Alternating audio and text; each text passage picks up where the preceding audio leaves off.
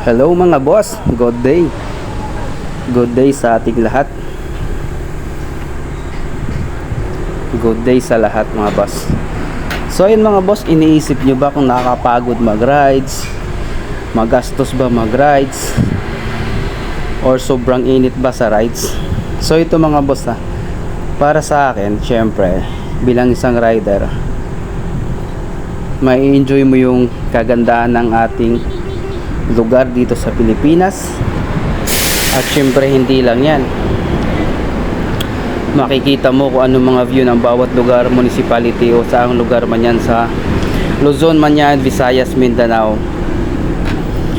So ito lang, tip lang sa mga rider o sa mga baguhan. So sa pagra-rides mga boss, syempre ride safe palagi, doble ingat kumbaga tayo. Doble ingat sa lahat bago tayo umalis.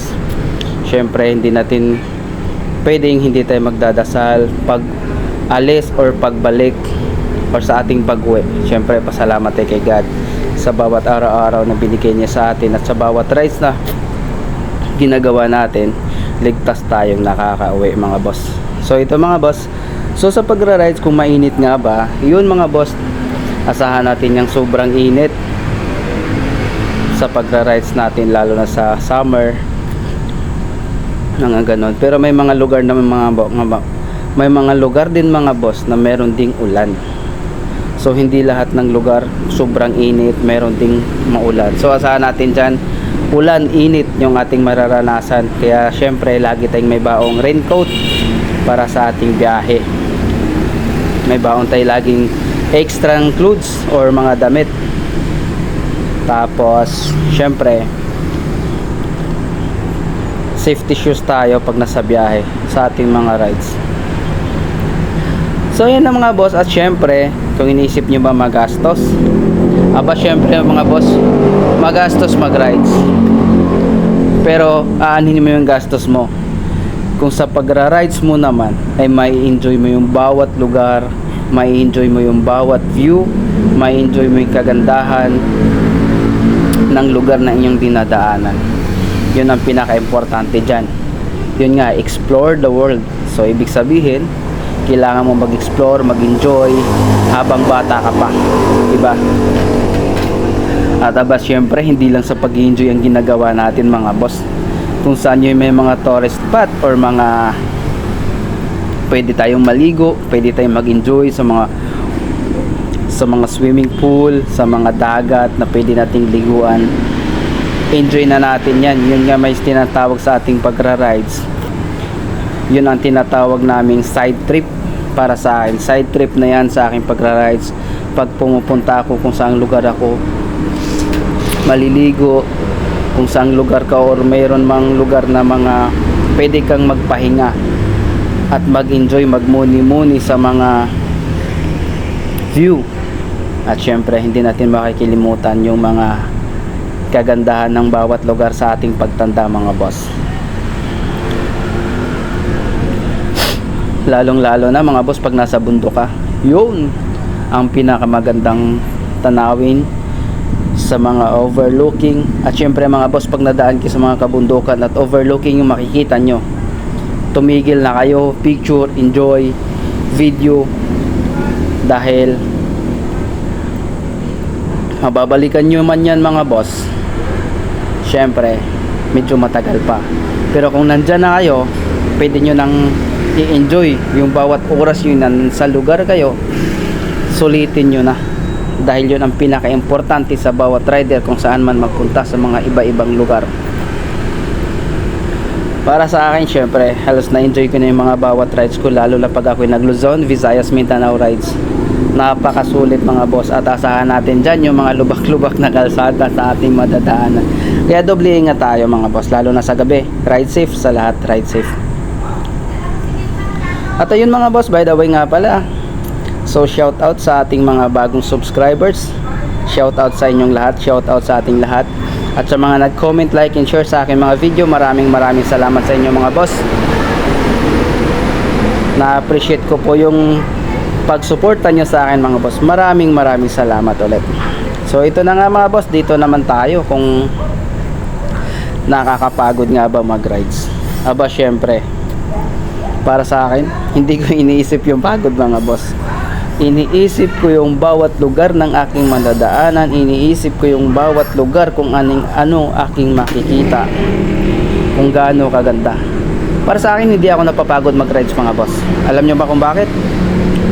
Dahil sinusulit ko yung mga bawat minuto, bawat oras ng aking pagbabiyahe. Siyempre, pag nagpapatakbo tayo ng motorsiklo, kailangan maingat tayo. At dyan yung doble ingat natin. So hanggang 80 to 100 kph lang naman ako pag magaganda yung kalsada, malawak, tapos walang lubak-lubak. Kailangan syempre yung mata nyo mga boss alerto. Nasa malayo pa lang iniisip nyo na kung anong meron sa unahan. Lagi tayong doble ingat mga boss sa ating mga biyahe kahit saan man tayo pupunta, diba? So ayan nga, kung nakakapagod nga ba talaga. Parang sa akin nga mga boss, hindi nakakapagod mag rides. Hindi nakakapagod mag rides pag ikay papunta pa lamang sa iyong pupuntahan o saan ka man pupunta. Para sa akin mga boss, iniisip ko yung pagod pag nakauwi na ako ng bahay. Syempre, pag nakarating ka na sa lugar kung saan ka, hindi ka pwedeng mapagod dyan, dahil syempre kailangan mong i-enjoy yung lugar na pinuntahan mo. Kaya ka nga nandyan, kaya mo nga siya pinuntahan, para ma-appreciate mo yung gaano kaganda yung lugar na napupuntahan mo, kung gaano kaganda yung lugar na yung gustong puntahan. Diba mga boss? Siyempre para sa akin mga boss, napakaganda nga talagang mag-rides. Napakasulit, napaka the best kahit saan man ako makarating. Isang magandang alaala yun mga boss para sa akin, sa aking pagra-rides kahit saan lugar man ako mapunta.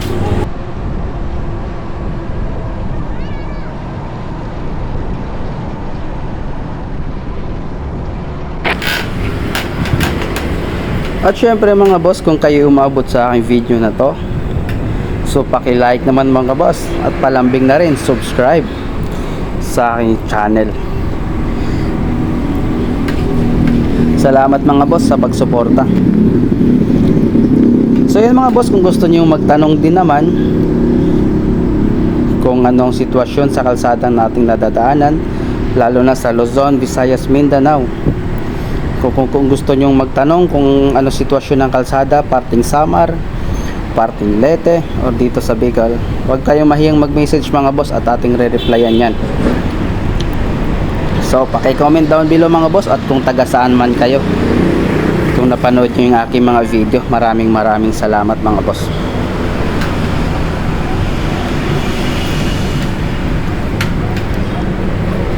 At ayun mga boss, road to 1,000 subscribers po tayo.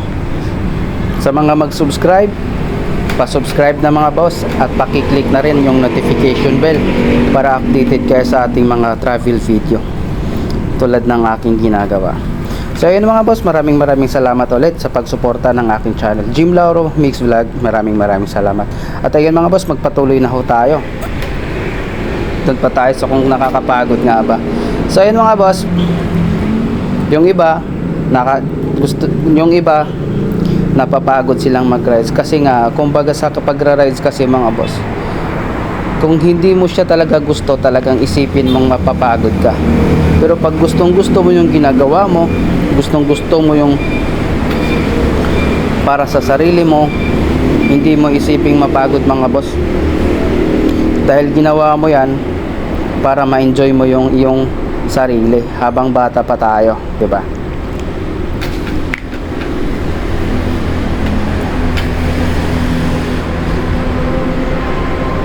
At syempre kung nandyan naman tayo sa mga lugar kung gaano kaganda, talagang mag-i-enjoy tayo. Yun nga may tinatawag mga boss, create memories. So yung mga memories natin mga boss, kung saan tayo mapunta hanggang sa pagtanda na natin yan, lagi nating maaalala. Hanggang sa magkaroon tayo ng mga apo, iisipin ng apo, "Oh daddy, oh lolo, nakapunta na ako dito." So syempre ikaw mga boss, unang-unang nakarating ka sa lugar na yan, At aba syempre mga boss, para sa akin, hindi ko lang talaga kinikip yung aking mga memories sa sarili ko. Kinikip ko pa lahat ng aking mga video dito sa aking YouTube channel. Para sa aking pagtanda mga boss, isang click ko lang sa aking channel, makikita ko na lahat yung mga video kung saan ako nagpupunta, kung saan ako nagra-rides, kung saang lugar ako nakakarating. Yun ang mga pinakamagandang alaala mga boss. So yun sa mga gustong mag-travel dyan, gustong mag-rides, mga boss, tip ko lang sa inyo, i-keep nyo na yung mga memories nyo, yung mga video nyo, picture dito sa YouTube. Dahil dito sa YouTube mga boss, hanggang sa ating pagtanda, andito pa rin yung ating mga video, ating mga memories kung saan man tayo nagpupunta, kung saang lugar man tayo. Kaya yun ang aking ginagawa mga boss. Lalong lalo na sa aking mga trabaho, kung saang lugar din ako nakakarating. Ayun mga boss, kung gusto nyo rin nga pala makita mga boss yung aking mga travel video sa aking about naman sa trabaho, sa paggagala sa ibang bansa, panoorin nyo mga boss yung aking mga video. Nang makita nyo rin syempre kung saang lugar, halimbawa nasa Alaska tayo, makikita nyo yung ganda ng Alaska. Nasa Canada tayo or nasa US, makikita nyo mga boss dito sa aking channel kung saang lugar din ako naggagala. So ayun mga boss, kunting pahinga lang kami dito at nagkakape. Tapos maya go na ulit. Ayun, diba? Kunting kape lang mga boss dito nga sa rides namin na to. Ayan, inabutan na nga ng ulan. Normal sa atin yan. Sa mga rider, ulan, init, andyan tayo. Syempre, hindi talaga natin mawawala yung ating raincoat. Laging baon-baon natin yan. Pero kahit maulan yan mga boss, ma-enjoy pa rin natin yung ganda ng lugar. Tulad nito, napakalawak ng palayan sa bawat kabilaan ng lugar na ito mga boss. Napakaganda. Kailangan natin mag-enjoy sa ating mga bawat rides. At yun nga mga boss, syempre pag magra-rides tayo, tip na lang din, syempre double check natin yung ating motorcycle. Lahat check natin yan, tire, brake, yung mga oil, kung kumustahin natin. Lagi pag bumabiyahe ako mga boss, pag bumabiyahe tayo, kailangan kondisyon yung ating motorcycle. Kailangan wala tayong aberya. Kailangan ang ating biyahe ay wala tayong negatibong iniisip. Laging positive lang mga boss. Basta sa bawat biyahe, sa bawat rides na gagawin natin, double check yung ating motorsiklong gamit, double check yung ating mga motor. Yun ang pinaka-importante mga boss, para hanggang sa pag-uwi natin safety tayo. Hanggang sa pag-uwi natin walang aberyang nangyayari sa ating motorcycle. At ba syempre kung sino ba namang rider o sino ba namang may-ari na isang motor, kung gaano alagaan yung kanyang sariling motor, lalong lalo na. At syempre mga boss, syempre magbaon tayo ng pasensya sa bawat biyahe, lalo na pag mainit. Magbaon tayo ng maraming pasensya sa kalsada mga boss, dahil andyan yung mga siraulo, andyan yung mga kamote, andyan lahat-lahat ng mga boss, mga siraulo sa kalsada. Kaya pagpapasensyahan natin kung ano may yung mga bawat rider o bawat sasakyan na hindi magandang pakikitungo sa ating biyahe, pagpasensyahan na natin yung mga boss. At syempre magbaon tayo ng extra pera para sa extra nating mga bilihin o sa anumang mga gusto nyo, syempre sa mga pagkain natin. Hindi pwedeng magutom sa mga bawat biyahe mga boss. Kailangan natin kumain, kailangan magkape.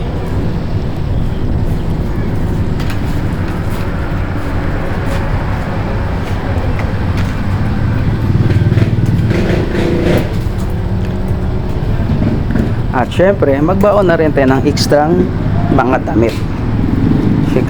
Dahil tulad nito, umuulan, kailangan mo magpalit. Kahit naka-raincoat man tayo, may time din na ating raincoat hindi maayos pagsarado, nababasa rin tayo. Kaya Baon na rin tayo ng mga ganun mga boss. Damit, mga extrang damit.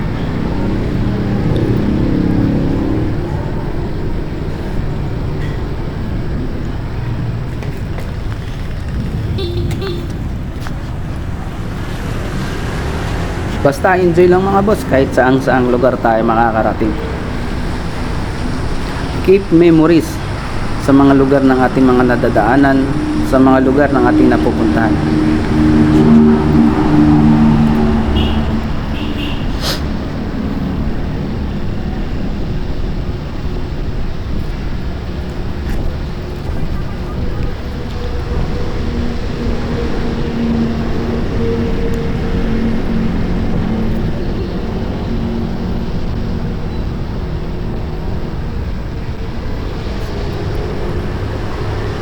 So ito nga mga boss sa biyahe namin na to. So yung ulan dito hindi man ganong malakas.